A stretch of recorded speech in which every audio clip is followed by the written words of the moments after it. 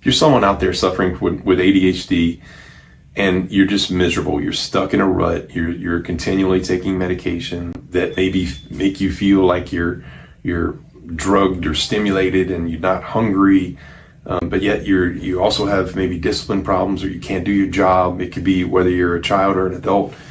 So many limiting factors with this condition. And so there are options. I'm Dr. Chris Cormier. I've been in practice now for almost 3 decades, and we have resources and methods and techniques that chances are you've never heard about. And so we're about to have a conversation that's a little bit more in depth. I think you're going to really enjoy it, so stay tuned. In your experience, how often does long-term stress make ADHD symptoms worse? Yeah, so any type of stress can affect anything, any cell in your body. And if it's a particular type of stress that really gets you, really causes nerves to shut off, and you're exposed to long terms of it, of course it can crash your nervous system, where you get to where you can't function. We see some coming to see us that really just they're anxiety ridden all the time.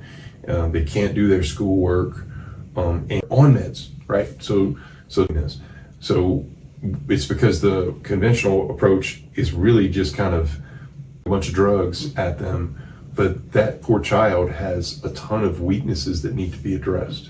From a deep-rooted standpoint, somebody that expertly knows what nerve goes where, how to check those various nerves, how to get the brain connected again versus just having the brain not connected and heavily medicated. Why can people still feel exhausted even when symptoms look managed? Yeah, so the nervous system is it gets in a person, they handle stress.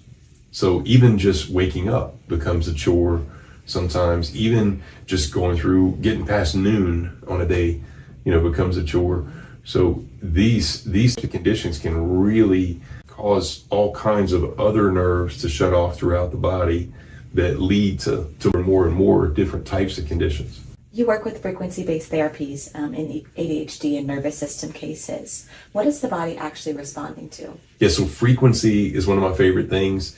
The egg of your 30 trillion cells has its own resonant frequency or tune. And so your heart cells have a different tune or frequency than your pancreas cells, than your kidney cells, than your adrenal gland cells.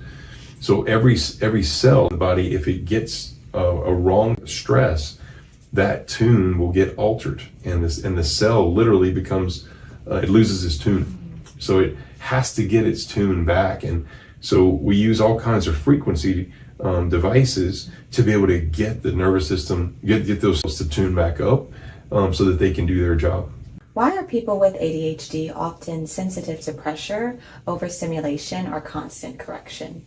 Yeah, so remember, weakness. If I can't focus, well, then if I tell somebody who can't focus, you have to read this book in 20 minutes, it's going to be something they can't do. It's too much for them. It would be like telling you, let's say you have a bicep, right? But never lifted weights in your whole life.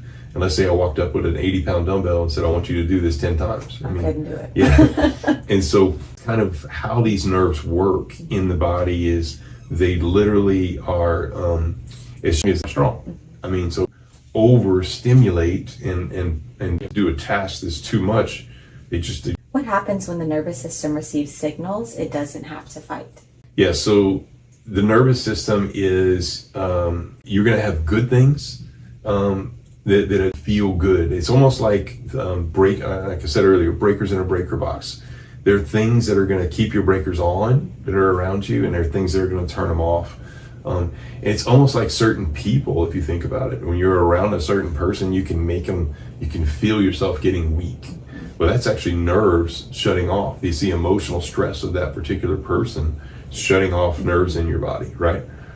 It could be a food you eat. I'm just going to use an example, a very sugary donut, right? Mm-hmm. It tastes so good. Oh my goodness, it's great. But then about 10 minutes, you're like, I don't feel so good, right? It's those two effects that we sometimes don't pay attention to. And people will literally, I always use the example of going to a gas station, and if you go to the gas station, your car's running fine, you fill your car with gas. Well, if you leave and your car starts sputtering, you're gonna be like, oh my goodness, it's bad gas. Well, that's what we're not doing in the human body, right? They're not paying attention to what they're doing and what's causing their body to feel bad. It could be something emotional, physical, or environmental. Why does helping the system regulate matter more than forcing focus? Yeah, so you have to be laser beam specific with this condition. In other words, the testing of this condition is you have to be, know exactly what nerve goes where and how to check that particular nerve to see if it's working, and then what to do to get it to come back and how to strengthen it. And then even deeper, trying to figure out what stressors turn those particular nerves off, and then trying to strengthen that person to those stressors. So it's complicated. Yes, Yeah. Awesome. Yep. We've seen public figures, including Simone Biles, an Olympic gymnast, speak openly about living with ADHD. Why doesn't success, talent, or structure automatically calm the nervous system? Yeah, so there's so much censoring out there, so people can't find this type of information. There's not many of us doing this in the world when it comes to the body like this. So most people have never heard of any of this. They don't even know that we have ability. Can you imagine if for some reason you went to a doctor and you couldn't focus, and then you left that office and are like, oh my goodness, I can focus. That's what we do, right? A lot of these people come 10 out of 10 anxious, and they're like, bouncing off the wall, and we make some corrections to their nervous system. We find nerves are weak, and we turn those back on, and then the body's like, oh, my 10 out of 10 have zero anxiety. This is the sort of stuff we see in my practice every single day. But even people out there that are famous people, more than likely haven't heard of this, because we're like a hidden gem.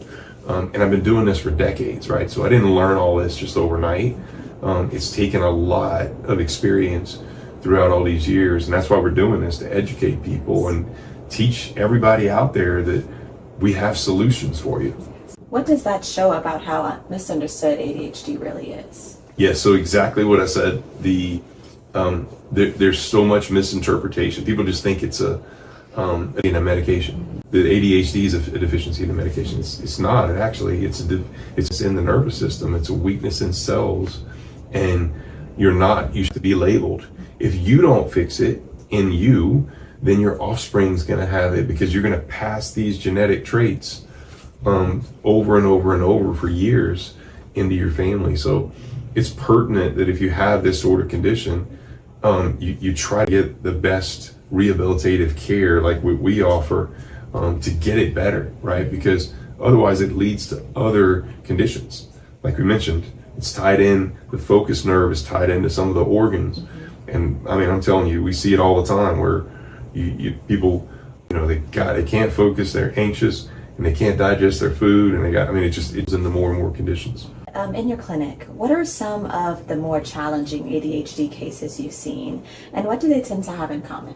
Yeah, so the ones that are where they get really bad with discipline, and the parents get to the point where they don't even know what to do anymore. I mean, it gets to that. The school teachers, administrators don't know what to do with the child, and the child maybe is a variety of meds and on all kinds of medications. Those are more challenging because we have to try to we have to try to strengthen the nervous system as fast as possible. And we've actually really had many cases where we reversed it, where we tell a person not to take medications. That's not our jurisdiction. It's totally up to them. But you can imagine, as we improve the focus, as we decrease the anxiety, well, certainly this can go back to the medical doctor that prescribed the drugs. Oftentimes they say you don't need it anymore. So those are the types of cases that we love to see, because we know we're changing that child's future. Yeah. Everything. I mean, maybe there's something they're going to be able to do in their history, in their future, that they would have never been able to do with this type of condition. Exactly. If this podcast spoke to you, or if you feel like you have family members or friends that have these types of conditions that could benefit from this particular technology, then all you need to do is become a Body Chargers member or tell them about Body Chargers. Remember, it's our community that I created to help people at home with the best technologies in the world to be able to help you to self-heal your body at home and maximize your self-healing. So go to Body Chargers, become a member. That's the easiest way to get this done. And we look forward to serving you and your family. Also, if you want a higher level of care, we have the Nerve Health Institute you can always come to. That's our clinic where we have higher level services here to be able to help you. So I hope you enjoy, and we look forward to serving you and your family, and look forward to our next podcast.